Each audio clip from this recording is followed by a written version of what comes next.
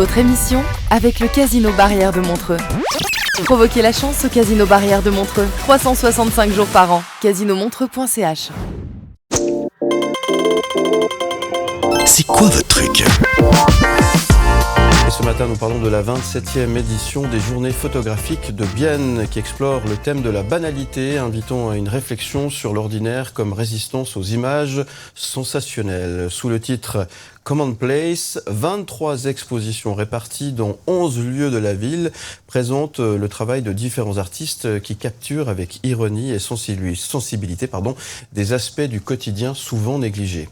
Sarah Girard, directrice de l'événement, mon invitée ce matin, souligne également la tendance actuelle du retour à la pratique documentaire en photographie où l'ordinaire devient extraordinaire lorsqu'on y porte attention, évidemment. Bonjour Sarah Girard. Bonjour. Merci d'être avec nous ce matin. Merci d'être là pour nous parler de cette 27e édition de cet événement qui se déroule finalement en plein air dans les rues de Bienne, c'est ça ? Oui, en partie. C'est vrai qu'on est un festival de photographie contemporaine, les Journées photographiques de Bienne. On présente chaque année une 20 à 25 expositions. Cette année, 23 expositions dans 11 lieux de la ville de Bienne. Des cafés, des musées, l'espace public, la cour d'un café, une résidence pour personnes âgées également. Donc vraiment, on explore la photographie dans différents lieux et sous différentes formes. Ouais. Donc ça permet de découvrir votre exposition, mais de découvrir ou redécouvrir finalement la ville, c'est ça ? Oui, exactement. Oui, en déambulant. Je crois que c'est un parcours d'à peu près 5 km qu'on propose. Donc on active, on met en mouvement le corps et la pensée, en fait, et l'esprit. Alors ça, c'est pas banal. Et justement, c'est le thème, la banalité cette année. Alors comment photographier finalement ce qui est banal ou ce qui ne l'est pas finalement ? Parce que c'est là où finalement on doit placer le curseur. Oui, je choisis chaque année un thème qui parle d'une actualité photographique. Ça, c'est quelque chose d'important pour moi. Et puis, c'est vrai qu'à l'ère en fait de l'intelligence artificielle, des deepfakes, c'est vrai qu'on vit à une époque où il y a beaucoup de désinformation, où en fait on a perdu confiance en l'image. Ça me semblait intéressant de présenter des photographes suisses et internationaux documentaires qui simplement s'engagent à décrypter notre réalité plutôt que de plaquer finalement des discours sur cette dernière. Alors justement, à quoi on choisit une bonne photo banale pour rebondir sur ce que vous dites, puisque finalement la photo aujourd'hui on en fait tout le temps, c'est omniprésent de la vie de monsieur, madame, tout le monde, tout le temps. Aujourd'hui, qu'est-ce qui fait que finalement vous avez choisi une photo plus qu'une autre ? Alors, on fait des images, on produit beaucoup d'images, on en partage, mais c'est vrai que là, on présente des photographes professionnels. Donc, ça veut dire qu'ils vont s'intéresser à un thème et puis qu'ils vont développer une série photographique. On présente rarement une image seule, mais plutôt des séries dans lesquelles, justement, le spectateur peut s'immerger. Et puis, une histoire, en fait. On présente des photographes qui racontent une histoire à travers l'image. Et alors en quoi c'est important de s'interroger finalement sur cette banalité, sur ce quotidien finalement ? Mais je crois que la photographie est un médium très intéressant, très complexe, à la fois simple, comme vous le disiez, on fait tous de la photographie, mais en même temps, on lit de moins en moins les images, on les décrypte de moins en moins, on passe de moins en moins de temps à les regarder, on les consomme, et je crois qu'on les regarde pas. Et puis, je pense que c'est une belle manière de réfléchir, en fait, à nos pratiques, au monde dans lequel on vit, à travers ces regards professionnels. On parlait il y a quelques instants de l'intelligence artificielle. À quel point a-t-elle impacté finalement le travail de l'artiste et de notre façon de penser aussi, parce que c'est là où ça devient un peu plus problématique. Je pense qu'il y a vraiment un problème de confiance dans les contenus, avec justement des contenus qui sont créés par des robots. Et puis, là, l'idée peut-être de cette édition, c'était aussi de redonner confiance, de montrer que l'image, on peut aussi s'y fier quand elle est bienveillante, en fait, quelque part. Parce que c'est vrai que c'est ça aussi. Et je pense que les spectateurs, les spectatrices, les festivaliers ne sont pas forcément traités comme des consommateurs, mais c'est traités comme des individus, en fait, à qui on raconte quelque chose d'individu à individu. Et puis, oui, c'est vrai qu'avec l'intelligence artificielle, il y a beaucoup de photographes qui sont revenus au documentaire, revenus au terrain, en fait. Le documentaire, vous le disiez, effectivement, vous venez de l'évoquer, le documentaire est quelque chose qui, encore une fois, on raconte une histoire et ça a une importance aujourd'hui. Oui, ça a une importance. Livre d'images, en quelque sorte. Hein. Ouais. Oui, tout à fait. Oui, en fait, avec un début, un développement, une fin, je pense que c'est raconter en fait la relation qu'on a au monde à l'heure actuelle et qu'est-ce qu'on voit finalement, qu'est-ce que le monde nous raconte. À la question, à qui s'adresse cette exposition? Vous allez me répondre à tout le monde, c'est ça? Oui, à tout le monde. Je pense à des gens qui aiment bien allier peut-être le mouvement et la culture. Il y a la découverte de la ville. Il y a vraiment, je pense, on propose des expériences immersives. Donc, c'est vrai que vous disiez qu'on a l'habitude de regarder des images. On consomme beaucoup d'images, mais pas forcément dans des contextes monumentaux. Donc là, il y a vraiment, en fait, je pense, on présente différentes pratiques de la photographie contemporaine. Donc, il y a vraiment des sujets très diversifiés qui sont abordés par les photographes qu'on présente, et puis une expérience vraiment physique de l'image. Puis c'est là que c'est différent, en fait. Alors, comment ça se passe concrètement? On se balade en ville, on choisit un petit peu, il y a un plan, vous avez organisé une espèce de visite. Comment ça se passe concrètement? Oui, il y a un parcours avec 11 lieux. Ouais. Voilà, tout à fait. Ouais. Il y a 11 lieux, deux lieux qui sont proches de la ville, le Théâtre Nebbia et la Résidence au Lac. Ensuite, il y a un pôle musée avec 2 musées, le nouveau musée Bienne et le Photoforum Pascal. Puis ensuite, il y a un pôle vieille ville avec une exposition dans une galerie, dans un grenier, ensuite dans un café. On essaye à la fois de permettre, je pense, aux personnes qui nous visitent de parcourir tout le parcours à peu près en une demi-journée. Et puis on organise des événements aussi, des discussions autour de la photographie, de l'image, des films, des livres, des publications, etc. D'accord. C'est guidé ou pas? Alors, il y a des visites guidées, oui, tout à fait. Moi, j'en ai fait plusieurs ce week-end. On a ouvert vendredi. J'ai fait 3 visites guidées, justement pour les professionnels, pour le public, pour la presse également. Donc, oui, les visites guidées et les événements sont communiqués sur notre site internet, sur lequel je vous invite à jeter un œil. Je vous laisse redonner l'adresse, puisqu'on y est. Oui, tout à fait. C'est billerphototagué.ch. Voilà, tout simplement. Et c'est déjà la 27e édition. Et cette année 2024... Vous l'avez dit, la banalité est finalement au centre, c'est le thème de cette année. Il y a des points forts, plus précis que d'autres, peut-être que vous avez envie de souligner en quelques instants ce matin. Le point fort, vraiment, je pense que c'est la diversité des points de vue photographiques qu'on présente. Il y a des jeunes, par exemple. Il y a 2 photographes qui exposent pour la première fois. Une photographe qui a fait un travail magnifique sur le quotidien des enfants qui vivent dans les favelas de Rio de Janeiro. Il y a une photographe qui a fait tout un travail elle a récolté des images autour de nos pratiques du pain, qui travaille beaucoup avec les livres, mais qui n'a jamais exposé.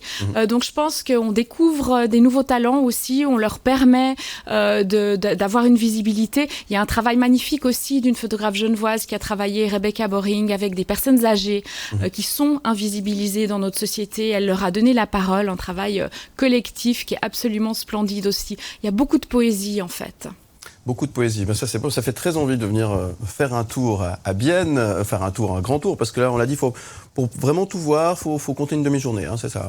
Oui, à peu près, je dirais 3. Prendre son temps aussi. Voilà, environ 3 heures, mais voilà, on peut faire une pause café, vraiment c'est vraiment une balade photographique qui permet aussi d'intégrer, je pense, au fil de la balade, les choses que l'on voit. On sort d'un musée, on voit quand on sort d'un musée, qu'on a vu une exposition, on voit finalement la réalité différemment. Absolument. C'est ça ce qui est génial. C'est ça l'idée. Et puis l'idée, c'est d'être aussi un petit peu curieux, d'être ouvert un peu d'esprit, de se faire plaisir, tout simplement, et évidemment. Donc n'hésitez pas à vous rendre du côté de Bienne pour cette 27e édition des Journées photographiques de Bienne, avec donc en ligne de mire, dans l'objectif, si je puis dire, la banalité cette année 2024. C'est ça? Tout à fait, oui. L'intérêt du banal, finalement, quand on le regarde précisément, vraiment, c'est riche. Il y a des travaux également sur les forêts primaires. On se rend compte qu'il n'existe plus, par exemple, en France, de forêts primaires, sur la provenance des poissons d'aquarium. Mais finalement, d'où viennent-ils? Quelles sont les industries qui se cachent derrière ces poissons d'aquarium? Donc, je crois que c'est vraiment moi, les gens qui sont ressortis des visites guidées m'ont dit, là, mais c'est génial, j'ai appris plein de choses. Ouais. Justement, par l'image, on peut apprendre plein de choses.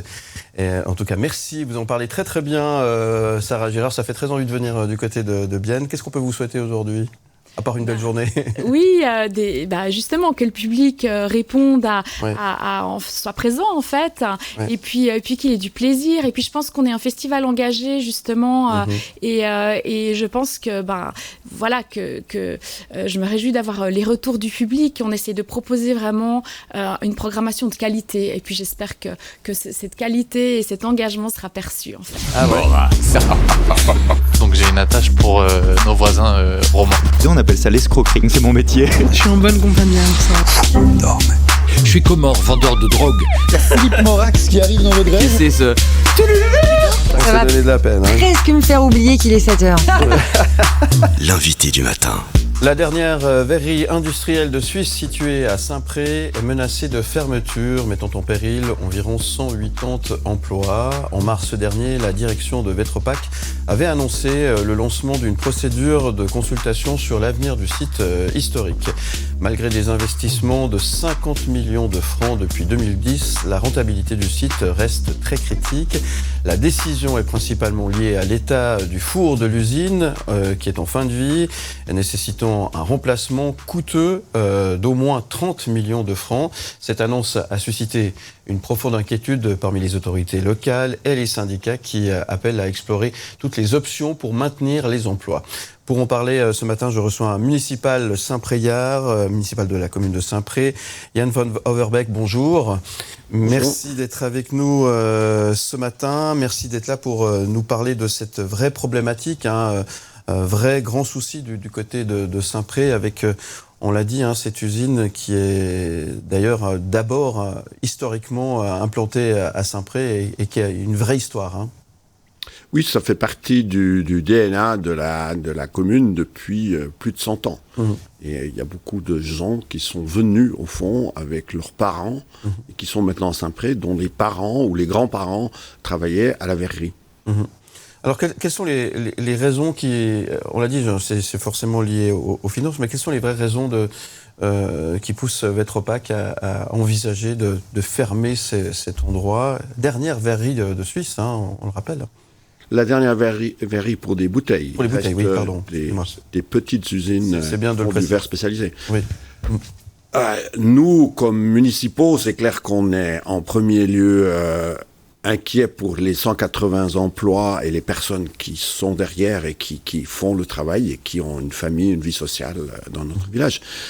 Comme municipaux, on n'a pas énormément de marge de manœuvre pour influencer. Alors, on a suivi les discussions, on a rencontré les gens, le syndic a participé à un certain nombre de discussions, et puis maintenant, la consultation a été prolongée du 12 avril au 30 avril pour que les syndicats et les ouvriers aient du temps pour remettre un rapport à la direction de Vetropack, ce qui a été fait le 30, ils ont effectivement déposé, ou le 1er mai, et maintenant on est dans une phase d'attente où le conseil d'administration de Vetropack va décider, parce que c'est tout de même une firme privée qui a un conseil de direction et un conseil d'administration qui prend des décisions.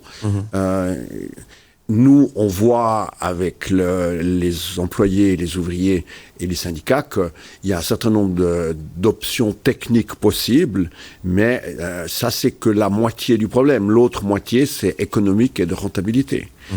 Et là, il faut dire que notre pays est plus vraiment concurrentiel pour des raisons qui n'ont rien à voir avec Vetropack, mais qui ont à voir avec notre politique générale économique.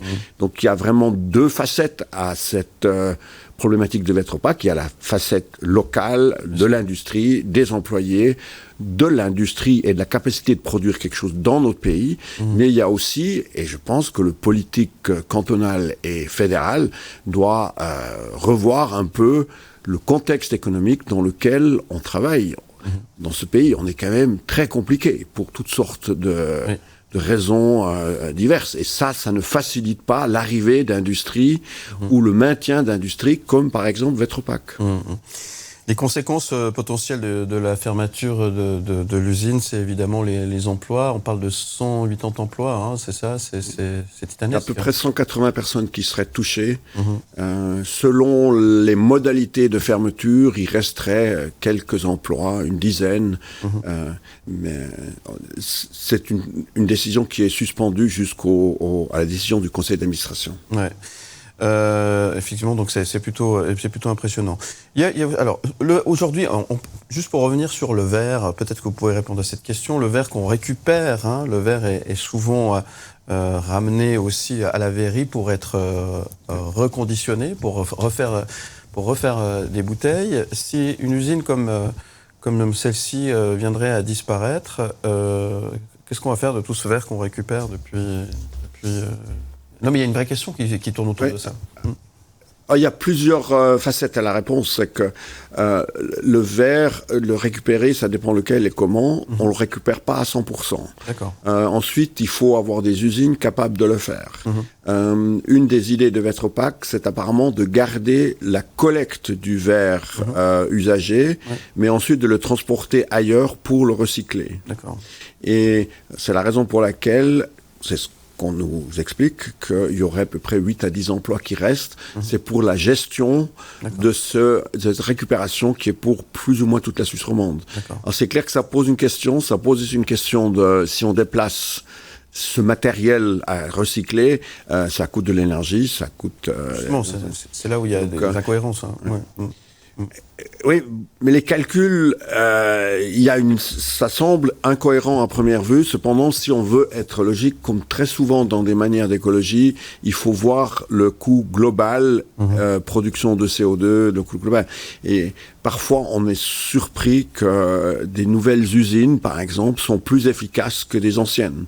De ce point de vue-là. Pour la production, c'est identique. Donc, c'est la difficulté de faire le calcul, parce que ce qui est en surface, intuitif, c'est une chose, mais très souvent, après, il faut vraiment faire les calculs. Une usine ultra-moderne, par rapport à une usine qui fonctionne très bien, a actuellement de l'avantage. La technologie évolue, et puis les mentalités évoluent, donc on ne va plus produire des usines où on fait un peu des cadeaux à l'école. On va être beaucoup plus précis et dogmatique, ce qu'il faut... D'accord. 30 millions de francs pour un four. Excusez-moi, là, c'est vraiment c'est impressionnant d'entendre des chiffres comme ça. 30 millions de francs, hein, quand même. Là, il n'y a pas un problème, là? Non, ça, depuis que je suis municipal, on rencontre chaque année Vetropack une fois dans l'année. C'est le prix d'un four. Un four vit entre 12 et 14 ans. Et donc, déjà au début de cette législature, il nous avait dit qu'il y a la question de remplacer le four ou non. Donc, il y a à peu près 2 ans et demi. On avait déjà connaissance que ce four doit être changé toutes les 12 ans. Et que le prix d'un tel four est effectivement dans cet ordre de grandeur. Ça paraît insensé, hein, comme ça. C'est une somme colossale, hein, évidemment. Et finalement, presque tout tourne autour de ce fameux four. Excusez-moi le jeu de mots, il y a de quoi nous refroidir, là, quand même. Oui, c'est le noyau de l'appareillage qu'il faut pour produire des verres, parce qu'il faut des températures extrêmement élevées pour produire du verre. En tant que municipal de Saint-Pré, c'est quoi l'ambiance qui règne? Il y a beaucoup d'inquiétudes en ce moment. J'imagine, bon, c'est pas nouveau, hein, vous l'avez dit, ça fait un moment qu'il y a quand même quelques inquiétudes qui tournent autour de Vetropack. Dans quel état d'esprit vous êtes à Saint-Pré, là, aujourd'hui? Alors, moi, disons, on a très peu de réactions très négatives par rapport à Vetropack. Parce que Vetropack a investi énormément dans le village sur ces dernières 100 ans. Ils ont fait des appartements, ils ont créé des clubs, donc, c'est une vraie partie prenante du village. Donc, les gens comprennent qu'il y a des problèmes économiques. Ils voient, dans le rapport, par exemple, ils expliquent assez bien, semble-t-il, les alternatives techniques, mais le problème n'est pas que technique, il est aussi financier. Et ça, c'est beaucoup plus difficile à comprendre, mais c'est aussi rien de nouveau par rapport à d'autres fermetures ou discussions sur des fermetures qui a eu lieu, c'est souvent l'aspect économique est difficile à comprendre parce qu'il dépasse donc l'aspect technique. Donc dans le village, on n'a pas d'animosité ouverte comme on peut voir peut-être ailleurs envers Vetropack. Ouais. Cela dit, il y a quand même de l'inquiétude. Ah oui, alors il y a de l'inquiétude parce qu'il y a 180 personnes c'est le fleuron qui vont... et puis, bien qu'on a très peu de chômage en Suisse, c'est quand même des emplois très spécialisés. Bien sûr. Donc c'est pas si évident de pouvoir replacer ces personnes. Oui, puis c'est encore un savoir-faire qui s'en va, etc. Donc c'est assez effectivement compliqué. Très bien. Ah ouais. Ça va donner de la peine. Presque me faire oublier qu'il est 7h. L'invité du matin. Ce matin, mon invité, Yann von Overbeek, municipal à Saint-Pré. Merci d'être avec nous. On parle bien sûr de la verrerie de Saint-Pré qui menace de fermeture. Merci d'être là parce qu'on veut essayer de comprendre ce qui se passe. Évidemment, on l'a dit, c'est un fleuron de l'économie de Saint-Pré, de toute une région aussi. On est aussi dans le pays du vin. Je pense aux vignerons qui doivent mettre en bouteille leur vin. Les bouteilles viennent de là, Monsieur Overbeek. Une partie viennent de là, mais beaucoup de bouteilles viennent du groupe Vetropack, mais pas nécessairement de Saint-Pré. Parce que les bouteilles ont tous des caractéristiques particulières. Mm-hmm. Revenons un petit peu sur le discours des autorités par rapport à cette annonce. Est-ce que ça bouge un peu ? Est-ce que vous avez pu rencontrer les autorités pour essayer de trouver des solutions ? Y en a-t-il ?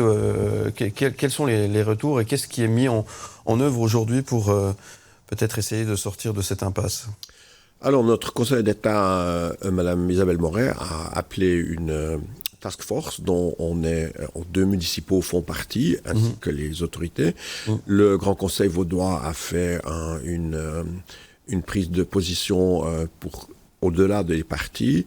Monsieur Broulis avec Monsieur Maillard, les deux conseillers aux États vaudois, ont pris position dans les médias. Ils ont participé aux différentes discussions avec les syndicats. Donc au fond, oui, il y a eu beaucoup de discussions. Ils ont entre autres négocié que le temps de consultation a passé du 12 avril au 30 avril, ce qui a laissé suffisamment de temps, ou plus de temps, disons, aux syndicats et aux employés pour étudier quelles seraient possiblement les options pour pouvoir continuer. Et ceci a résulté dans un document qui a été transmis confidentiellement aux directions de Vetropack. Il n'y a que les gens qui l'ont produit qui l'ont vu, parce que ça se passe comme ça en général dans l'industrie. Ouais. Et le conseil d'administration de Vetropack va décider, ils nous ont communiqué, d'ici la mi-mai, fin mai, au plus tard, ils auront pris une décision. Ouais. Mais des solutions y existent peut-être ? Vous êtes pessimiste aujourd'hui ? Qu'est-ce que... Je crois que c'est pas à nous comme municipaux de dire est-ce qu'on est pessimiste ou pas. On a vu que la consultation a été faite dans des bonnes conditions, le rapport a été donné. La seule chose qu'on sait, c'est qu'il y a des propositions techniques dans ce rapport qui sont des options que des ingénieurs peuvent évaluer. C'est ce qui est en train de se faire chez Vetropack. Et puis, il y a un côté économique local et surtout, il y a un conseil économique suisse qui est ce qu'il est. Et le problème est qu'en Suisse, pour un certain nombre d'industries, notre compétitivité a effectivement baissé. Et que peut-être, à cette occasion, on devrait repenser nos procédures très complexes, nos autorisations très complexes, pour éviter que ce genre de choses se reproduisent dans la mesure où on peut augmenter à nouveau notre compétitivité. Bien sûr. On a parlé de l'aspect économique, l'aspect écologique, j'y reviens quelques instants. On parle notamment du verre récupéré, recyclé, etc., etc. Ça, c'est pas essentiel à une région, ça, et on peut pas jouer là-dessus? Alors, en Suisse, on a un certain nombre d'industries qui sont considérées comme essentielles. Ouais. Si on pense à l'épisode avec Micarna dans le canton de Fribourg, c'était la fabrique de viande, si on veut, de la Migros, est considérée comme essentielle. Ouais. Cette industrie du verre, nous avons essayé de poursuivre cette piste, Monsieur Broulis et Madame la conseillère d'État. Ouais. Mais il semble que la Confédération, c'est du ressort de M. Parmelin, en fait du Conseil fédéral, ne peut pas déclarer que cette industrie particulière soit essentielle au pays. Ouais. Donc ça paraît un peu bouché, dans tout ça finalement. L'avenir là est vraiment plus que... On le sait plus qu'un certain, enfin c'est une réalité. Hein. Nous savons de Vetropack qu'ils évaluent le rapport. C'était déjà, disons, ces discussions ont été déjà publiques, c'est sur ces technologies avec des fours différents que celui existant, qui ont des avantages techniques, qui auraient des avantages d'écologiques, mais qui consomment énormément d'énergie. Et puis le côté économique. C'est les deux choses qui sont dans la balance et que nous, on s'en rend très bien compte que c'est les deux facettes et qu'on ne peut pas simplement résoudre le problème techniquement. Il y a l'autre facette qui dépend local plus du contexte helvétique de l'industrie. Ouais. Tout ça, c'est la faute du plastique à cause du PET, si on en est là aujourd'hui? Il semble qu'on a des informations assez précises que le marché du bouteille de verre est en recul chez tous les producteurs d'à peu près 10 à 12%, ce qui n'améliore pas évidemment la situation locale. Ouais, effectivement. Alors le pourquoi, c'est probablement qu'il y a c'est une hypothèse, qu'il y a un peu une restriction du pouvoir d'achat, donc les gens retournent chez des produits meilleur marché, qui sont plutôt dans du PET ou de l'alu, malheureusement. Malheureusement, effectivement. Un mot sur les syndicats, UNIA et SINA, qui ont évidemment réagi, qui sont aussi sur le qui-vive, si je puis dire. Là aussi, tout a été mis en œuvre pour que les choses se fonctionnent. Alors les syndicats ont fait leur rôle tout à fait classique et excellent. Toute la discussion a été structurée, menée avec eux. Ils ont rencontré les autorités, ils ont rencontré les ouvriers, ils ont fait un rapport. Disons que c'est pas une mince affaire de faire un rapport. Je crois que c'est un rapport d'à peu près 50 pages. Donc oui, je pense qu'ils ont fait le travail qui est le leur dans notre société libérale. Le problème de la société libérale suisse, c'est qu'on a un corset de régulation tel que parfois on se pose la question si on est vraiment libéral. Le message est bien passé. Sur Verbeek, vous avez encore un peu d'espoir ou vous pensez quoi pour la suite? Nous, comme municipaux, on doit être et on est. Il faut espérer jusqu'au bout qu'on trouve une bonne solution.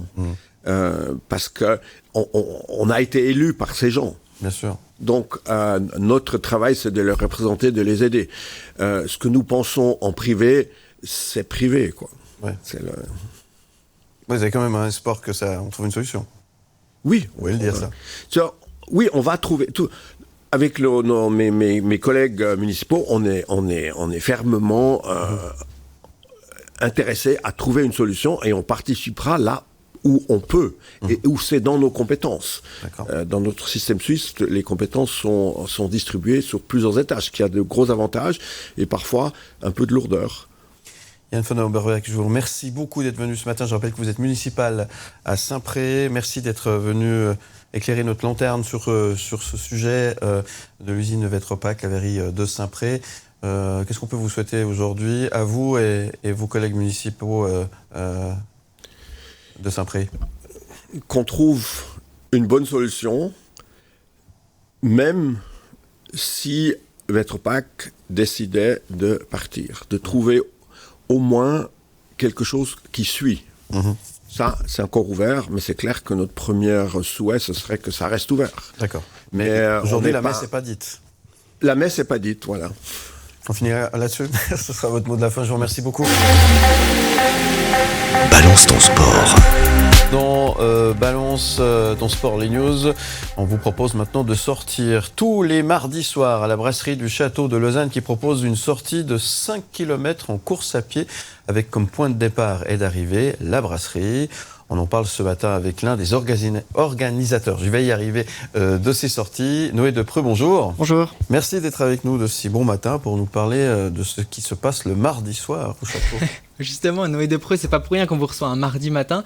Ce soir, si tout va bien, si la météo le permet, il y aura course à pied depuis la brasserie du Château. Oui, alors même si la météo ne le permet pas, on va quand même faire un petit parcours. Voilà. Ok, mais vous Pas raccourcissez peur de l'eau, pas peur de l'eau. Non, alors pas peur de l'eau, on raccourcit si vraiment il faut. Par exemple, en hiver, quand il a vraiment neigé beaucoup, on a fait un petit parcours de 2 km vraiment très léger. Mais on a tendance à quand même faire souvent, comme vous avez dit, 5-6 km. Un parcours de 5-6 km, ouais. Ce parcours-là, il part de la brasserie, il revient à la brasserie. Votre brasserie, elle est située juste au-dessus de la Riponne, pour ceux qui ne se situent pas. C'est quoi le tracé de ces 5 km? Est-ce que ça varie? Alors ça varie pas mal. Enfin, on a 2-3 parcours vraiment favoris qu'on fait très régulièrement, mais on a des parcours vraiment qui vont monter jusqu'à Sauvablin, vers le lac, et puis d'autres qui vont aller jusqu'à Puy. Donc voilà, il y a 3-4 parcours, on va dire, qu'on propose. Et comment ça se passe concrètement? Est-ce que vous formez un groupe tout le long? J'imagine qu'il y a des allures différentes. Est-ce qu'il y a un leader qui fait un tempo tout le long de la... Alors on est vraiment, on va dire, en plusieurs équipes, parce qu'on est environ entre 10 et 15 à chaque fois. Enfin, ça dépend aussi de la météo, c'est sûr, quand il pleut, il y a un peu moins de gens motivés. Mais on est 3-4 allures différentes, donc voilà, il y a les plus rapides et puis après un peu des plus lents qui suivent, avec souvent un peu une voiture balai, on va dire, juste pour un peu que les gens se perdent pas. Mais peu importe son niveau, on peut venir et participer? Ouais, alors ça, il y a vraiment aucun souci, vraiment n'importe quel niveau, on y va tranquillement, vraiment pour que les gens puissent découvrir au début, et puis après au bout d'un moment ils connaissent le parcours, donc ils vont un peu à leur rythme comme ils veulent. C'est quoi l'ambiance pendant ces 5 km? Est-ce que tout le monde est focus sur l'effort physique, tout le monde est concentré, ou est-ce que c'est assez convivial, on discute? Alors on discute pas mal quand même, alors il y a des moments où forcément quand il y a des courses qui sont prévues, des courses populaires, il y a un peu plus de motivation à aller vite et du coup on discute un peu moins, mais dans l'ensemble c'est quand même un moment de discussion, vraiment de partage aussi entre nous, donc voilà. Pour les amateurs de running qui nous suivent, on est sur quelle durée à peu près pour ces 5 km pour savoir qui s'y retrouverait? Alors on va dire que ça tourne entre 35 et 50 minutes environ. Ok, et j'imagine que quand on arrive à la brasserie du château après 5 km, parfois un peu plus d'efforts, qu'on a le gosier un peu sec, l'idée c'est de prolonger un peu le moment convivial? Ouais, alors vraiment ce qui est proposé par le château en fait, et puis du coup un peu pour que les gens viennent, c'est qu'à la fin, en ayant fait la course, en fait on a le droit à une petite bière gratuite en fait. Ok. Donc, bah voilà la bonne nouvelle. Qu'on va partager du coup tous ensemble, soit à l'extérieur, soit à l'intérieur suivant la place qu'il y a. Et pour venir y participer, l'idée c'est faut s'inscrire quelque part ou faut se présenter juste à la brasserie? Faut juste se présenter à 19h sur place, voilà. Ok. Vous verrez, il y a de toute façon un groupe, donc ça c'est reconnaissable quand même. Et vous... On a même un petit t-shirt qui...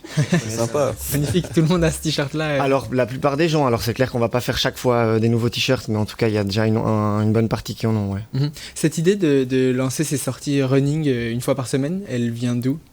Alors elle vient à la base d'une brasserie au Danemark qui s'appelle Mikkeller et qui du coup lançait en fait le même système, donc Mikkeller Running Club. Alors je sais plus quel jour c'était exactement, et du coup l'idée c'était de faire un peu la même chose sur Lausanne. Donc moi je suis pas l'initiateur du projet, c'est les gérants et un autre brasseur qui ont lancé ça, mais j'ai assez vite suivi. Parce que voilà, il y avait au début les heures ne convenaient pas à mon emploi du temps, mais finalement en fait ça a été décidé de déplacer un peu plus tard et du coup là je suis là depuis 3 ans. Alors, après l'effort, le réconfort, c'est ça. Exactement, c'est ça. Bière et sport, ça va ensemble ou pas? Alors oui, alors pas avant on va dire, mais après vu qu'il y a des sels minéraux, c'est pas si mal en fait. Ah voilà. Donc c'est pas forcément. J'ai des bonnes excuses. Voilà, exactement. Mais pas avant. Et pour une brasserie comme la vôtre, ça permet quoi d'élargir un peu sa clientèle, proposer d'autres choses que des bières et des pizzas que vous proposez? Exactement, ouais, c'est ça le but, c'est que voilà, il y a un peu de diversité, comme il y a des concerts aussi, je veux dire des DJ les vendredis et samedis soirs, donc ça il y a aussi d'autres choses, mais c'est un peu diversifier un peu la clientèle. Et puis qui est vraiment cet aspect un peu de ludique, de courir et un peu de sportif, on va dire. Et pour conclure justement dans cette dimension sportive, il y a parfois des challenges que vous lancez à l'aube d'échéances sportives que des coureurs. Exactement, alors il n'y a vraiment aucune obligation de faire une course populaire et tout ça, c'est juste que au bout d'un moment, à force de venir, les gens en fait se motivent à faire des courses. On va dire qu'on a commencé il y a 2-3 ans avec les 10 kills ou les 20 kills de Lausanne, et puis on va dire que le point d'or qu'on a atteint l'année passée, c'est qu'on a été 8 à faire le marathon de Florence. Wow. Donc voilà, c'est quand même quelque chose que les gens étaient assez motivés à se lancer là-dedans. Et pour faire un marathon, les 5 kills, ça... Alors ça suffit pas, ça c'est sûr, mais voilà, c'était en tout cas l'entraînement de la semaine, un peu plus d'écrassage, on va dire, à la place des grandes... Voilà. Merci beaucoup Noé Depreux. Et rendez-vous pour ceux que ça intéresse, juste au-dessus de la place de la Riponne à Lausanne, les mardis à 19h à la brasserie du Château. Merci Noé Depreux, à très bientôt. Merci d'être venu nous parler de ce joli concept. Mardi Cinéma avec Thomas Lécuyer. Votre rendez-vous cinéma avec Thomas Lécuyer. Bonjour Thomas, comment Bonjour ça va? Philippe, très bien, ça va très bien et vous? Oui, très bien, on va parler de news, on va parler des sorties cinéma de cette semaine et puis un invité, une fois n'est pas coutume, dans Mardi Cinéma, on va recevoir un danseur. Oui, et pas n'importe lequel danseur, un danseur étoile au Royal Ballet de Londres, lauréat du prix de Lausanne en 2003, Stephen McRae, qui est le héros d'un documentaire, Resilient Man, qui sort demain sur les écrans, un documentaire passionnant. Voilà, c'est tout à l'heure, donc vous restez avec nous, on parle cinéma et surtout des news cinématographiques 7e art de cette semaine avec vous, mon cher Thomas. Et on commence avec Lee. Oui, des nouvelles de Kate Winslet qui fait son grand retour, qui part au front dans la bande-annonce de Lee, un film biographique qui retrace 10 ans de la vie de la célèbre correspondante de guerre et photographe américaine Lee Miller, et qui a notamment effectué un travail absolument incroyable durant la Seconde Guerre mondiale, des images en noir et blanc d'une puissance rare qui ont illustré comme personne le conflit. Le problème de cette immense photographe, eh bien, c'est qu'elle était son mentor et son compagnon, c'était un autre immense photographe, Man Ray, qui a beaucoup occulté le destin et le parcours de cet artiste incroyable. Un film va donc lui rendre hommage et va raconter son histoire avec, en plus de Kate Winslet, plein d'actrices fabuleuses. Il y aura notamment Marion Cotillard, Noémie Merlan et Zita Enroth. Ça va sortir à l'automne. Et on a hâte de ce film qui a l'air passionnant. Encore un petit peu de patience, c'est pour l'automne, on en reparlera évidemment. En temps voulu. Un petit truc en plus ? Oui, je vous en parlais la semaine dernière, c'était mon coup de cœur de la semaine, un petit truc en plus d'Artus. Et ben, c'était pour vous dire, Philippe, que j'avais pas si mauvais goût que ça, puisque le film est en train de battre des records d'audience en France, déjà plus d'1 million de spectateurs alors qu'il est sorti il y a juste une semaine, et surtout record absolu au démarrage, puisqu'il a même battu Bienvenue chez les Ch'tis en 2008, il a battu Intouchable, et Qu'est-ce qu'on a fait au bon Dieu, mais pas Bienvenue chez les Ch'tis, qui est encore le meilleur démarrage de tous les temps de l'histoire du cinéma français, mais il arrive quand même numéro 2. Cette comédie d'Artus avec Artus est incroyable, c'est un feel-good movie qui, en plus de ça, est une vraie ode à l'inclusivité et à la visibilité des personnes en situation de handicap. C'est drôle, c'est touchant et c'est à voir au cinéma actuellement. Effectivement, c'est vrai que ça fait plaisir de voir que c'est une comédie populaire, intelligente, émouvante, très drôle, c'est une réussite. Et c'est à voir en ce moment dans les salles obscures, évidemment. Et puis on parle de Baby Ruby. Oui, un thriller à découvrir en exclusivité sur Paramount+, avec un casting franco-américain exceptionnel, puisqu'on découvre Noémie Merlan, je viens d'en parler tout à l'heure, parce qu'elle sera à l'affiche de Lee, qui sortira cet automne. Mais à côté de Noémie Merlan, on a Kit Harington, l'inoubliable Jon Snow de Game of Thrones. Le film raconte l'histoire de Jo, une influenceuse à succès qui est en couple avec Spencer. Ils viennent être parents pour la première fois d'une petite Ruby. Le problème, c'est que la petite Ruby, elle pleure beaucoup, mais alors beaucoup. Ça énerve beaucoup sa maman. Quelque chose ne va pas avec ce bébé et la maman est en pleine dépression post-partum. C'est donc un film qui va jouer avec les codes du thriller, voire du film d'horreur, pour traiter de ce sujet difficile et délicat qui est de la dépression post-partum. Ça s'appelle Baby Ruby et c'est à découvrir sur Paramount+. Mardi Cinéma avec Thomas Lécuyer.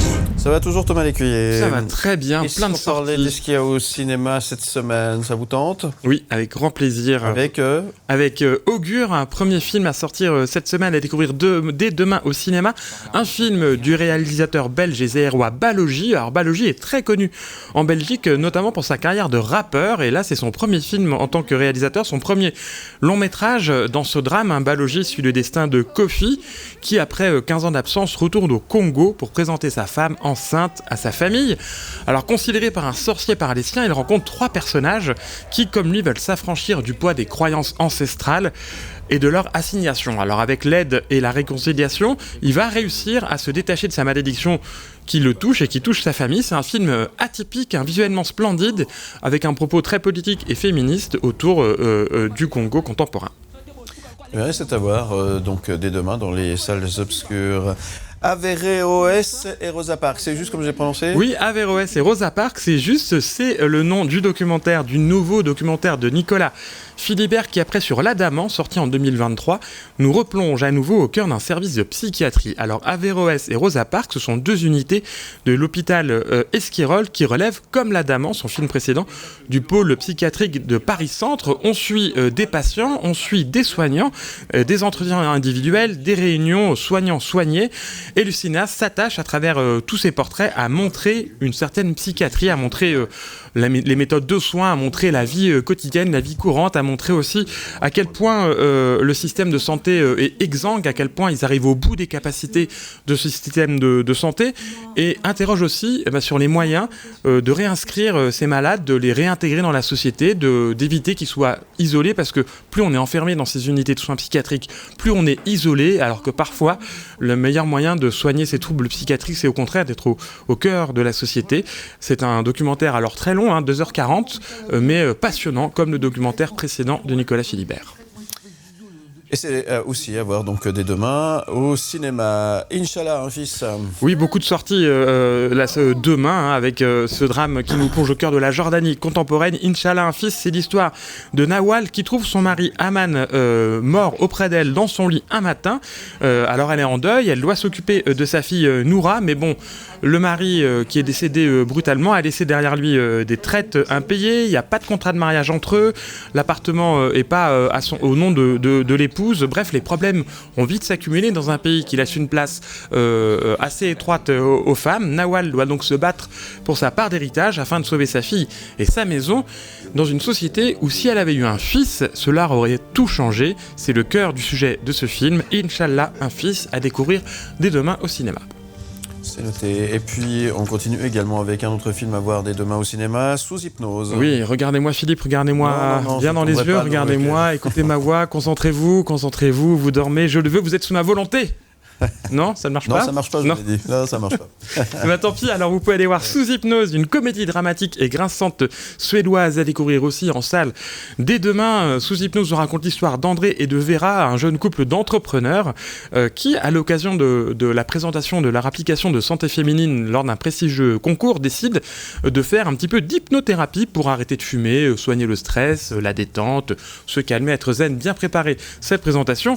Vera essaye donc l'hypnothérapie, mais à partir de ce moment-là, son attitude va changer du tout au tout, et André va aussi commencer à se comporter de manière inattendue. C'est grinçant, c'est suédois, et ça fait du bien. Très bien. Et on va terminer avec La planète des singes. Oui, on finit ce journal des sorties avec le blockbuster de la semaine. Malheureusement, j'ai pas pu aller le voir parce que la projection presse réserve aux journalistes, elle a lieu en ce moment même à Genève et je ne peux pas être partout, je le regrette. La planète des singes, le nouveau royaume, 4e volet d'une saga époustouflante entamée en 2011 avec La planète des singes, les origines, et c'est aussi le 10e film inspiré par le roman original de Pierre Boulle, sorti en 1963. Le film La planète des singes, le nouveau royaume sort 7 ans après le spectaculaire dernier opus, La planète des singes, Suprématie. Nous voici plongés dans une planète Terre où les singes ont définitivement pris le pouvoir. Les humains, quant à eux, sont retournés à l'état sauvage et sont obligés de se cacher au fond de forêts primitives. Ils vivent en retrait. Un nouveau chef tyrannique a pris le commandement de la société des singes et construit peu à peu son empire. Un jeune singe va entreprendre, lui, un périlleux voyage qui va l'amener à questionner tout ce qu'il sait du passé et à faire des choix qui vont définir l'avenir des singes et aussi celui des humains. C'est spectaculaire. Hein, ah oui, moi j'ai adoré les 3 premiers films de cette saga et j'ai très hâte d'aller voir celui-ci. Mardi Cinéma avec Thomas Lécuyer. Mais que vois-je, il n'y a pas de flop, il n'y a que du top. Le top de la semaine avec Thomas Lécuyer qui, tout d'abord, vous parle de Blue et compagnie. Oui, on commence avec ce film de John Krasinski, un film à découvrir en famille durant ce pont de l'Ascension. Un Béa, une jeune fille, tout ce qu'il y a de plus normal, découvre un jour qu'elle peut voir les amis imaginaires de tout le monde. Car oui, Philippe, on a tous des amis imaginaires qui se trimballent à nos côtés pour écouter nos petites confidences, nos grands doutes et nos secrets. Il y a un grand fromage Mais avec l'âge, c'est l'homme invisible. on s'en éloigne, Ouais. on les oublie, et certains amis imaginaires, à force d'être oubliés, deviennent même méchants. Bref, Béa, elle décide de se lancer dans une grande aventure pour reconnecter chaque enfant, voire chaque adulte, avec son ami imaginaire. Alors Blue et compagnie, vous l'aurez compris, c'est une sorte de Roger Rabbit, un peu, avec un mélange de personnages d'animation et de personnages réels, une sorte de Roger Rabbit sauce vice-versa, une jolie variation pleine d'humour et de tendresse sur la magie de l'imagination et surtout sur l'importance, Philippe, de garder une part d'enfant qui sommeille en chacun de nous. Ça, c'est important. Alors, le film est techniquement très très bien réalisé. Oui. Il mélange donc personnages réels et animés selon différentes techniques. On a plein de personnages très très marrants. On a une banane, une licorne, une souris, plein des grosses peluches, etc. Alors, il y a certains personnages qui sont vraiment très très forts au niveau de l'imagination, d'autres qui sont un peu pompés à Pixar, notamment comme Blue, malheureusement le héros du film. Le film est réalisé par John Krasinski. John Krasinski, pour les plus grands et les adultes, c'est le Jim Halpert de The Office, une des séries les plus drôles du monde. Le film regorge donc d'humour, parfois un peu méta, il y a de l'humour second degré un peu pour les parents et de l'humour premier degré pour les enfants. Ouais. C'est un délice à voir en version originale pour les adultes, car c'est Steve Carell. Steve Carell, c'est Michael Scott dans The Office, qui donne sa voix à Blue.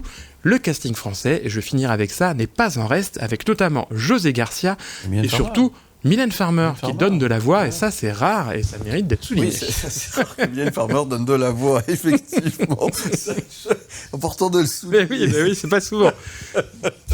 Ok, très bien. Allez, on passe au deuxième top de la semaine avec Resilient Man.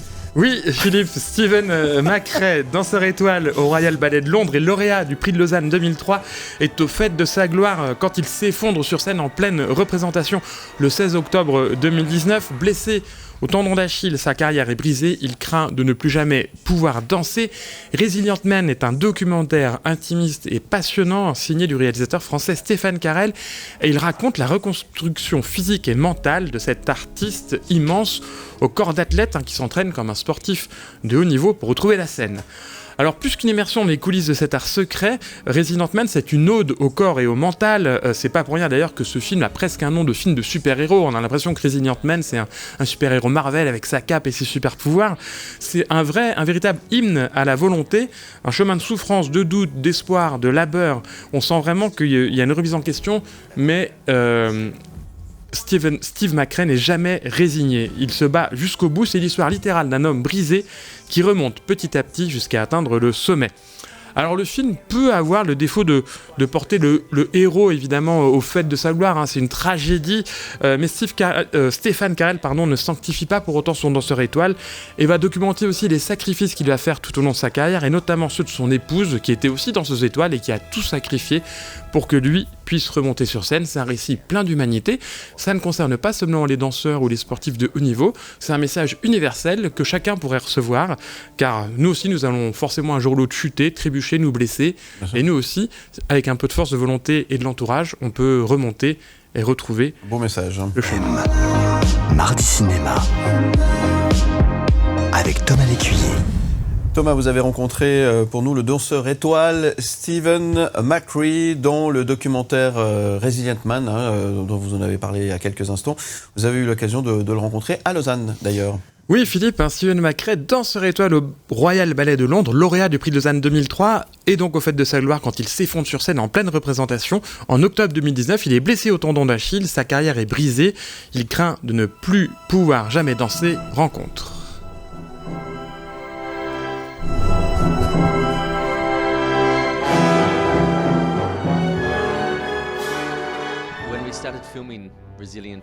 Lorsque nous avons commencé à tourner Resilient Man, c'était aussi l'occasion pour moi de montrer une facette complètement différente de mon métier. Nous, les danseurs, nous sommes très attachés à notre image. Nous incarnons des êtres légendaires sur scène. C'est une démonstration de puissance, de force, de grâce. Mais la réalité de ce qu'il faut faire pour arriver à cela est quelque chose dont beaucoup de gens n'ont pas conscience. D'une certaine façon, le film est devenu une sorte de journal de bord pour moi, une manière de consigner chaque étape de ce voyage particulier, entouré de nombreux soutiens, de mes proches, de ma famille et de ma formidable équipe.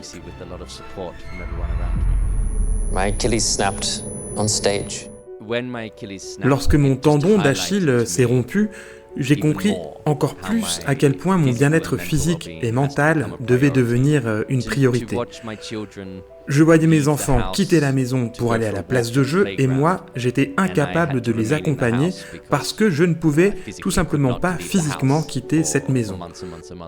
Ça a duré des mois et des mois, c'était horrible. En tant que père, je veux être là pour eux, quoi qu'il arrive. Et la réalité, c'est que je ne pouvais pas. C'est à ce moment-là que j'ai commencé à souffrir mentalement parce que je sacrifiais, une fois de plus, ma famille. J'avais déjà quitté ma famille en Australie pour me consacrer à ma passion. Puis j'ai créé ma propre famille et j'étais de nouveau en train de la sacrifier, toujours pour la profession. C'était psychologiquement très difficile. Alors bien sûr, j'ai travaillé avec des psychologues et une équipe médicale formidable qui m'ont aidé, et je pense que l'impact que cela a eu sur ma famille a été bien plus difficile pour eux que ce qu'il n'a été pour moi. Et c'est vraiment important de montrer cette réalité. Je pense que le mot résilience résume bien tout cela. Lorsqu'un obstacle se dresse devant vous, vous avez le choix. Soit vous le laissez vous arrêter, soit vous trouvez un moyen de le contourner.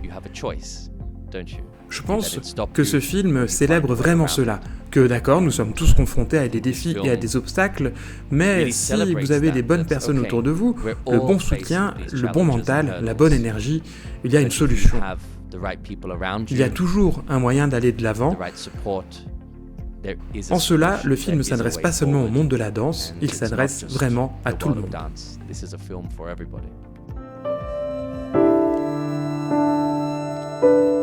Très beau film, bon message, on le disait tout à l'heure. Oui, c'est un de mes coups de cœur de la semaine, le film à découvrir en salle dès demain. Alors je vous l'ai dit un petit peu plus tôt, Stephen McRae a gagné le prix de Lausanne en 2003 et il nous a confié à quel point il est attaché à cette ville et qui a littéralement bouleversé sa vie.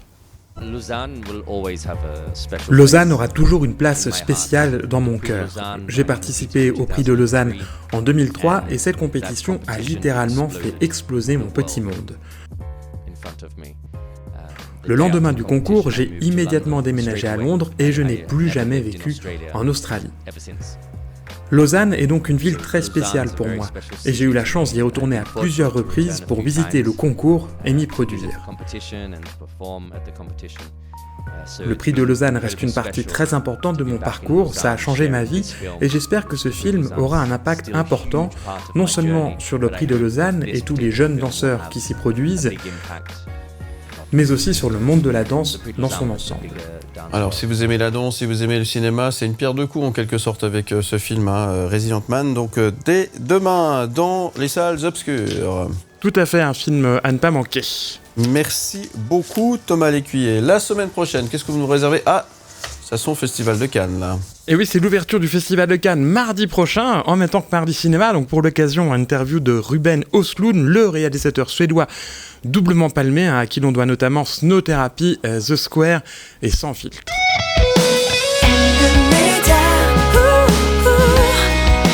And the